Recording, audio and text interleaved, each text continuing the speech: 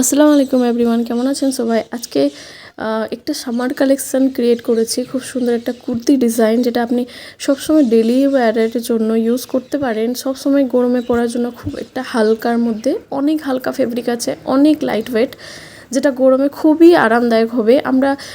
আমরা যে readymade কুর্তিগুলো use করে থাকি মেনলি গরমের টাইমে, তার থেকে অনেক বেশি এটা কমফোর্টেবল হবে। এই কুর্তিটা রেডি করতে করতে আমি আপনাদের সাথে কিছু কথা বলে নিই। ততক্ষণে যদি আপনাদের ভালো লাগে তাহলে অবশ্যই কমেন্ট করে জানাবেন ডিজাইনটা, প্লাস আমার কথাগুলোও যদি ভালো লাগে।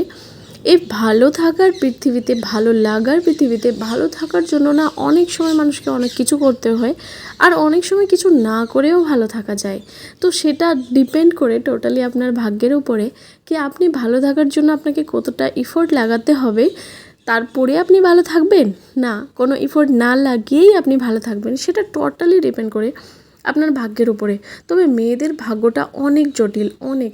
কখন যে কী হয়ে যাবে আপনার জীবনে আপনি জানেন না, কখন কী জটিলতা চলে আসবে সেটা কখনোই জানা যায় না, কখনো বোঝা যায় না। হঠাৎ করে কিছু একটা চলে আসে, আর একটা ঝামেলা সলভ না হতে হতে আরেকটা ঝামেলা যেন প্রস্তুত থাকে এন্ট্রি নেওয়ার জন্য। আর এমন মনে হয় যে সে ওয়েট করেই ছিল যে সুযোগ পেলেই এসে পৌঁছাবে।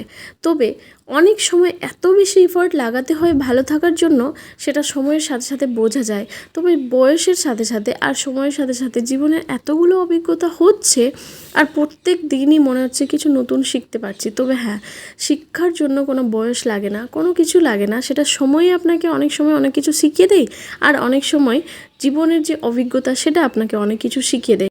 শেখাটা ভালো, তবে সেটা আপনার উপর ডিপেন্ড করে যে কোনো জিনিস থেকে আপনি ভুল জিনিসটা শিখছেন না সঠিক জিনিসটা শিখছেন।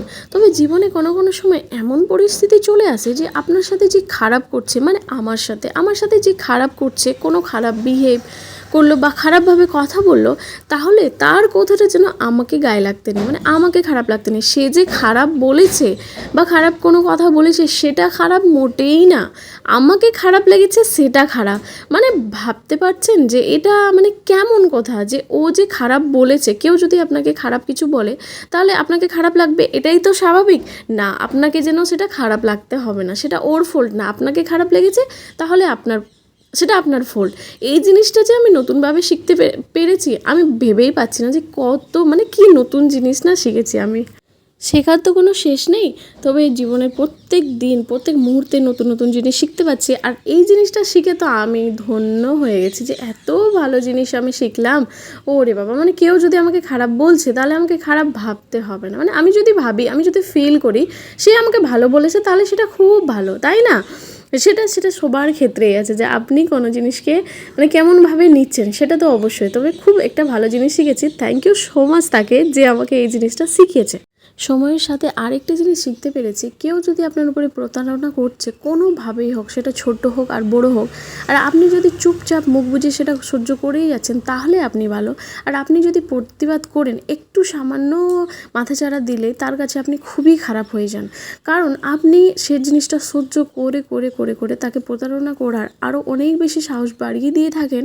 আর তার না প্রতারণা করার অভ্যেস হয়ে যায়, যে সে সেটা থেকেই অভ্যস্ত, সেই জিনিসটা দিন দিন বাড়তে থাকে, আর তার অভ্যেসও হয়ে যায়, সে করবে। আর তার হিসাবে আপনি হয়ে যান যে আপনি তো শুধু সহ্য করার জন্যই আছেন। তার জন্য প্রতারণার প্রতিবাদ শুরু থেকে করা উচিত। শুরু থেকে কেউ যদি আপনার উপরে কোনোভাবেই প্রতারণা করছে, আপনি শুরু থেকেই প্রতিবাদ করুন। শুরু থেকে প্রতিবাদ না করলে সেই জিনিসটা এক সময়ের পর অনেক বেড়ে যাবে, সেটা কমানো খুব কঠিন হবে, সিচুয়েশান অনেক ডিফিকাল্ট হয়ে যাবে। আর আপনি যদি শুরু থেকেই প্রতিবাদ করেন, তাহলে যদি কোনো সমস্যা থাকলেও সেটা খুব তাড়াতাড়ি সলভ হয়ে যাবে। আজকের ভিডিওতে এইটুকুই। Thank you so much.